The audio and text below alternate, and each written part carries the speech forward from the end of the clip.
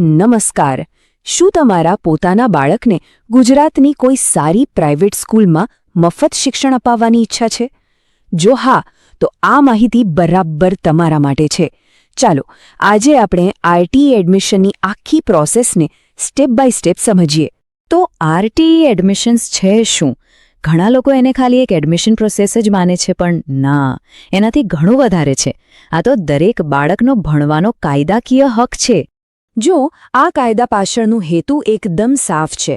શિક્ષણનો અધિકાર અધિનિયમ એટલે કે આરટીઈ એક્ટ 2009 એ પાક્કું કરે છે કે કોઈ પણ બાળક સારા શિક્ષણથી વંચિત ન રહી જાય, અને એટલે જ આ કાયદા હેઠળ પ્રાઇવેટ સ્કૂલોમાં પણ 25% સીટ એવા બાળકો માટે રિઝર્વ રાખવામાં આવી છે. ઓકે, તો હવે આવીએ સૌથી કામની વાત પર. આખરે કોણ કોણ આ લાભ માટે અરજી કરી શકે છે? ચાલો, એલિજિબિલિટી એટલે કે પાત્રતાના જે નિયમો છે એને એકદમ ડિટેલમાં સમજીએ. તમારી સ્ક્રીન પર જે દેખાઈ રહ્યું છે એ છે સરકારનું ઓફિશિયલ લિસ્ટ. હા, હું જાણું છું, લિસ્ટ થોડું લાંબુ લાગશે, પણ જરાય ચિંતા ના કરતા. આપણે આમાંથી દરેક કેટેગરીને એકદમ સહેલી ભાષામાં સમજીશું. હવે આવે છે આ આખી વાતનો સૌથી અગત્યનો ભાગ, તારીખો. ફોર્મ ભરવાનો સમયગાળો બહુ જ ટૂંકો હોય છે, એટલે અહીંયા ધ્યાનથી સાંભળજો. બસ આ 2 તારીખો તમારા કેલેન્ડરમાં મોટા અક્ષરે લખી લો. ઓનલાઈન ફોર્મ ભરવાનું શરૂ થશે 4 એપ્રિલ 2026થી અને ફોર્મ ભરવાની છેલ્લી તારીખ છે 17 એપ્રિલ 2026. મતલબ કે તમારી પાસે માંડ 14 દિવસનો સમય હશે. આ અમારી તમને ખાસ સલાહ છે અને અનુભવના આધારે કહીએ છીએ. મહેરબાની કરીને છેલ્લી તારીખની રાહ ના જોતા. દર વર્ષે એવું જ થાય છે. છેલ્લા 2 દિવસમાં વેબસાઇટ પર એટલો બધો ટ્રાફિક હોય છે કે સર્વર ધીમું પડી જાય છે. ક્યારેક ટેકનિકલ પ્રોબ્લેમ્સ પણ આવે છે. એટલે સ્માર્ટ વર્ક એ જ છે કે જેવું પોર્ટલ ખુલે તરત જ ફોર્મ ભરી દો. ચાલો, તો સૌથી પહેલા અને સૌથી મહત્વના સવાલ પર આવીએ. કોણ આના માટે અરજી કરી શકે છે? શું આપણે પાત્ર છીએ? અહીંયા ખાસ ધ્યાન આપજો. ઉંમરનો જે નિયમ છે એ અત્યંત કડક છે. 2026-27ના વર્ષ માટે બાળકનો જન્મ 2 જૂન 2019 અને 1 જૂન 2020 બરાબર આ 2 તારીખોની વચ્ચે જ થયેલો હોવો જોઈએ. આમાં જો એક દિવસનો પણ ફેરફાર હશે તો અરજી અયોગ્ય ગણાશે. પાત્રતા માટેનો બીજો જે મોટો માપદંડ છે એ છે પરિવારની વાર્ષિક આવક. મોટાભાગની કેટેગરી માટે, ભલે તમે ગામડામાં રહેતા હો કે શહેરમાં, પરિવારની કુલ વાર્ષિક આવક 6 લાખ રૂપિયાથી વધારે ન હોવી જોઈએ. તો બસ આ 2 મુખ્ય શરતો યાદ રાખવાની છે, ઉંમર અને આવક.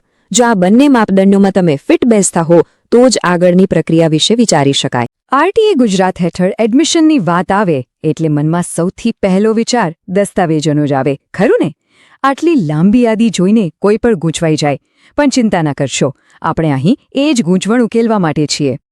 આ સવાલ લગભગ દરેક વાલીના મનમાં આવતો જ હોય છે. આખી પ્રોસેસમાં કયા કાગળિયા ક્યારે અને કેવી રીતે જોઈશે એ સમજવું ક્યારેક થોડું અઘરું બની શકે છે. એટલે જ આપણે આ આખી પ્રક્રિયાને એકદમ સરળ બનાવી દઈએ. ચાલો, દરેક કેટેગરી પ્રમાણે કયા કયા દસ્તાવેજો જોઈશે એ સ્ટેપ બાય સ્ટેપ સમજીએ, જેથી અરજી કરતી વખતે કોઈ જ ભૂલ ન થાય. ભલે કોઈ પણ કેટેગરીમાં અરજી કરવાની હોય, પણ અમુક દસ્તાવેજો તો એવા છે જે દરેક અરજીનો પાયો છે. એના વગર અરજી આગળ વધી જ ન શકે. તો ચાલો સૌથી પહેલા એ જ જાણી લઈએ.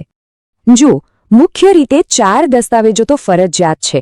બાળકનો જન્મનો દાખલો, રહેઠાણનો કોઈ પણ એક પાક્કો પુરાવો, બાળકનો પાસપોર્ટ સાઇઝનો ફોટો અને માતાપિતા કે વાલીની સહીનો એક નમૂનો. કોઈ પણ અરજી માટે આ 4 વસ્તુ તો તૈયાર જ રાખવાની. સામાન્ય દસ્તાવેજોની વાત તો થઈ ગઈ. હવે આપણે એ કેટેગરી પર આવીએ જે ખાસ સંજોગો ધરાવતા બાળકો માટે છે. આ બાળકોને પ્રાથમિકતા મળે એ માટે સિસ્ટમ કેટલાક ચોક્કસ પુરાવા માંગે છે. અહીં સમજવાની વાત એ છે કે પેલા સામાન્ય દસ્તાવેજો તો જોઈશે જ, પણ એની સાથે દરેક કેટેગરી માટે એક ખાસ પ્રમાણપત્ર જોડવું પડશે, જે મુખ્ય પુરાવો ગણાશે. જેમ કે અનાથ બાળક માટે CWCનું સર્ટિફિકેટ, તો ખાસ જરૂરિયાતવાળા બાળક માટે સિવિલ સર્જનનો દાખલો ફરજિયાત છે. ચાલો હવે વાત કરીએ એ કેટેગરીની જે અરજદારના સામાજિક અને આર્થિક સ્તર પર આધાર રાખે છે. આ કેટેગરીમાં એડમિશન માટે આવક અને જાતિના પ્રમાણપત્રો સૌથી મહત્વની ભૂમિકા ભજવે છે. આ સ્લાઇડમાં બધું જ સ્પષ્ટ છે. બીપીએલ કેટેગરી માટે યાદી નંબર સાથેનું પ્રમાણપત્ર જ જોઈશે. એ જ રીતે એસસી, એસટી અને ઓબીસી માટે જાતિનો દાખલો અને જનરલ કેટેગરી માટે આવકનું પ્રમાણપત્ર મુખ્ય દસ્તાવેજ છે. અને હા, એ પણ યાદ રાખવું કે આમાંથી ઘણી કેટેગરીમાં આવકનો પુરાવો પણ જોડવો પડે છે. અહીંયા એક વાત પર ખાસ ધ્યાન આપજો. આ એક એવી ભૂલ છે જે ઘણા લોકો કરે છે અને એમની અરજી રદ થાય છે. બીપીએલ પરિવારોએ ફક્ત રેશન કાર્ડ અપલોડ નથી કરવાનું.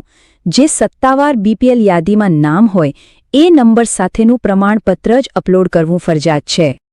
અને હવે આપણે આવી ગયા છીએ છેલ્લી કેટેગરી ગ્રુપ પર. આ કેટેગરીઓ અમુક ખાસ પારિવારિક પરિસ્થિતિઓ પર આધારિત છે. ચાલો જોઈએ કે એમાં શું જરૂર પડે છે. આ બે કેટેગરી ખૂબ જ સ્પષ્ટ છે. જો કુટુંબમાં એક જ સંતાન હોય અને તે દીકરી હોય તો એના માટે સિંગલ ગર્લ ચાઇલ્ડનું સર્ટિફિકેટ જોઈએ. અને જે બાળકો સરકારી આંગણવાડીમાં ભણ્યા હોય એમના માટે ત્યાંથી મળેલો ભણતરનું પ્રમાણપત્ર એકદમ જરૂરી દસ્તાવેજ છે. એક વાત ફરી યાદ કરાવી દઉં કે કેટેગરી પ્રમાણેના ખાસ પ્રમાણપત્રો તો ખરા જ, પણ એની સાથે મોટાભાગની કેટેગરીમાં આવકનો પુરાવો આપવો પણ ફરજિયાત હોય છે.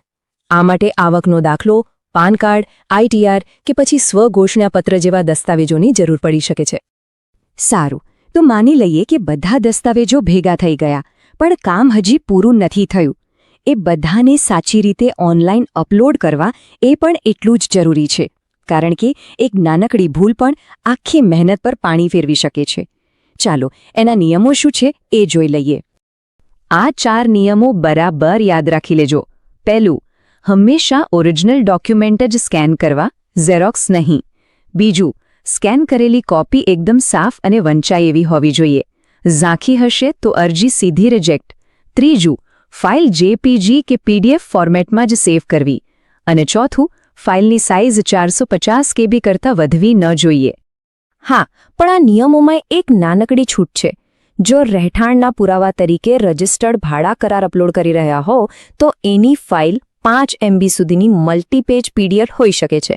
પણ યાદ રાખજો, આ છૂટ ફક્ત અને ફક્ત રજિસ્ટર્ડ ભાડા કરાર માટે જ છે. તો આખી વાતનો સાર એટલો જ છે કે તૈયારી જ સફળતાની ચાવી છે. જો બધા દસ્તાવેજો સાચા હોય, યોગ્ય રીતે તૈયાર કરેલા હોય, તો અરજીની પ્રક્રિયા એકદમ સરળ અને સફળ બની જાય છે. દરેક બાળકને શિક્ષણનો અધિકાર છે. તો હવે સવાલ એ છે કે એ બાળકના ઉજ્જવળ ભવિષ્ય માટેના આ પહેલા પગલાં માટે શું બધા દસ્તાવેજો તૈયાર છે? હવે એ સમજીએ કે અરજી કરવી કઈ રીતે. સારા સમાચાર એ છે કે આખી પ્રોસેસ ઓનલાઈન છે અને બહુ જ સહેલી છે.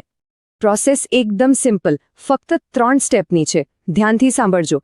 સ્ટેપ 1, આરટીઈ ગુજરાતની ઓફિશિયલ વેબસાઇટ ખોલવાની છે. સ્ટેપ 2, ઓનલાઈન ફોર્મ ભરીને જે પણ જરૂરી ડોક્યુમેન્ટ્સ માંગ્યા હોય એ અપલોડ કરી દેવાના. અને છેલ્લું, સ્ટેપ 3, બધી જ વિગતો એકવાર શાંતિથી ચેક કરી લેવાની અને પછી ફાઇનલ એપ્લિકેશન સબમિટ કરી દેવાની. બસ, થઈ ગયું. અને આ રહી એ ઓફિશિયલ વેબસાઇટ. સ્ક્રીન પર જોઈ શકો છો. એક વાતનું ખાસ ધ્યાન રાખજો કે અરજી ફક્ત અને ફક્ત આ જ વેબસાઇટ પરથી કરવાની છે. ઘણીવાર ખોટી કે ફેક લિંક્સ ફરતી હોય છે, તો એનાથી બચીને રહેવું. ચાલો, ડોક્યુમેન્ટ્સ બધા ભેગા થઈ ગયા? બહુ સરસ. તો હવે આપણે સીધા જઈએ ઓનલાઈન અરજીની પ્રોસેસ પર સ્ટેપ બાય સ્ટેપ. આખી પ્રોસેસને સમજો કે 5 સહેલા સ્ટેપ્સમાં વહેંચી દેવામાં આવી છે.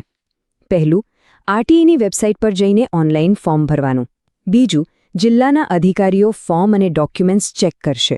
ત્રીજું, નિયમ પ્રમાણે ઓનલાઈન સીટની ફાળવણી થશે. ચોથું, એડમિટ કાર્ડ ડાઉનલોડ કરવાનું. અને છેલ્લું, જે સ્કૂલ મળી હોય ત્યાં જઈને એડમિશન લઈ લેવાનું. હવે એક બહુ જ કામની ટીપ. આ સીધું ઓફિશિયલ પોર્ટલ પર લખેલું છે. ફોર્મ ભરતી વખતે બને એટલી વધારે સ્કૂલ સિલેક્ટ કરવી. આમ કરવાથી એડમિશન મળવાના ચાન્સ બહુ વધી જાય છે. કારણ કે જો ખાલી 1-2 સ્કૂલ જ પસંદ કરી હોય અને એમાં સીટ ભરાઈ જાય તો એડમિશન રહી શકે છે. હવે ફોર્મ ભરતી વખતે કદાચ કોઈ ભૂલ થઈ જાય તો ગભરાવાની બિલકુલ જરૂર નથી. જો જ્યાં સુધી ફોર્મ કન્ફર્મ નથી કર્યું ત્યાં સુધી તો ગમે તેટલી વાર સુધારી શકાય છે. પણ હા, એકવાર કન્ફર્મનું બટન દબાવી દીધું પછી એમાં કોઈ ફેરફાર નહીં થાય. જો એવું થાય તો સિમ્પલ ફરીથી આખું નવું ફોર્મ જ ભરી દેવાનું. એટલે જૂનું ફોર્મ આપોઆપ કેન્સલ ગણાશે.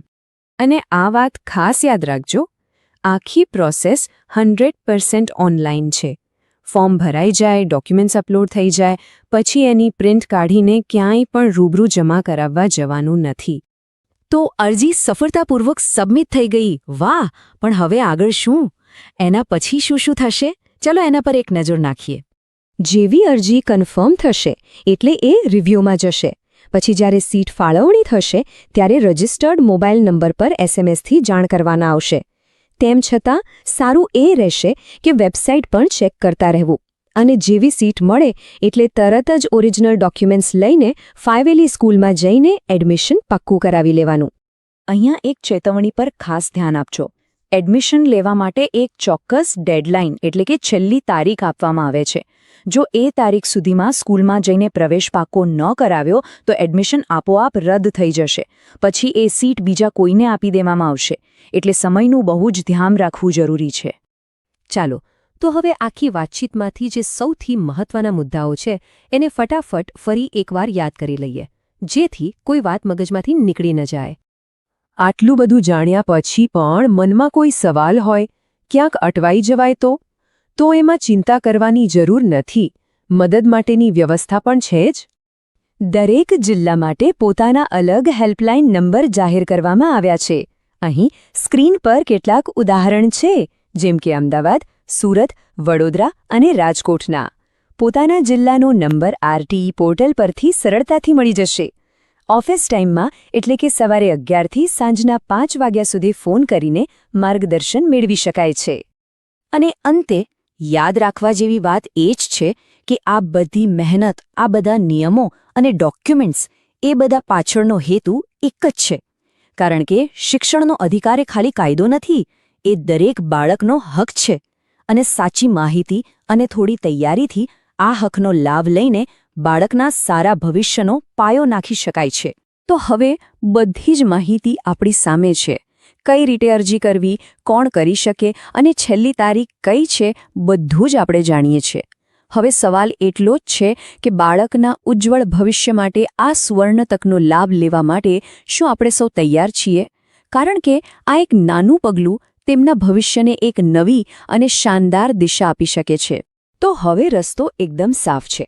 આ સફર શરૂ કરવા માટે સૌથી પહેલું પગલું કયું ભરવાનું? જવાબ એકદમ સિમ્પલ છે. જે પણ જરૂરી દસ્તાવેજો છે એને અત્યારથી જ એકઠા કરવાનું શરૂ કરી દો. આશા છે કે આ માહિતી તમને આ પ્રક્રિયામાં સફળ થવા માટે ખૂબ મદદરૂપ થશે.